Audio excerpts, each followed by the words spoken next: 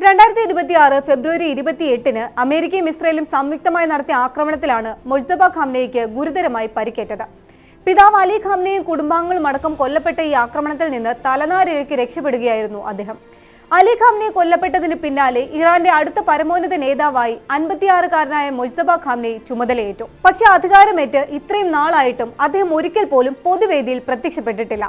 അദ്ദേഹത്തിന്റെ പ്രസ്താവനകൾ സോഷ്യൽ മീഡിയയിലൂടെയോ അല്ലെങ്കിൽ സ്റ്റേറ്റ് ടെലിവിഷനിൽ മറ്റാരെങ്കിലും വായിക്കുന്ന രീതിയിലോ മാത്രമാണ് പുറത്തുവരുന്നത്. നേരിട്ട് സംസാരിക്കുന്ന വീഡിയോകളോ ഓഡിയോകളോ ലഭ്യമല്ല. തന്റെ ആദ്യത്തെ പൊതുപ്രസംഗത്തിൽ താൻ ദുർബലനാണെന്ന് ആരും കരുതരുത് എന്നതുകൊണ്ടാണ് മുജ്തബ ഇങ്ങനെ മാറി നിൽക്കുന്നതെന്ന് ഒരു ഇറാനിയൻ ഉദ്യോഗസ്ഥനെ ഉദ്ധരിച്ച് ന്യൂയോർക്ക് ടൈംസ് റിപ്പോർട്ട് ചെയ്യുന്നുണ്ട്. അന്നത്തെ ആക്രമണത്തിൽ അദ്ദേഹത്തിന് ഭീകരമായി പൊള്ളലേറ്റിട്ടുണ്ടെന്ന് ഈ റിപ്പോർട്ടിൽ പറയുന്നു.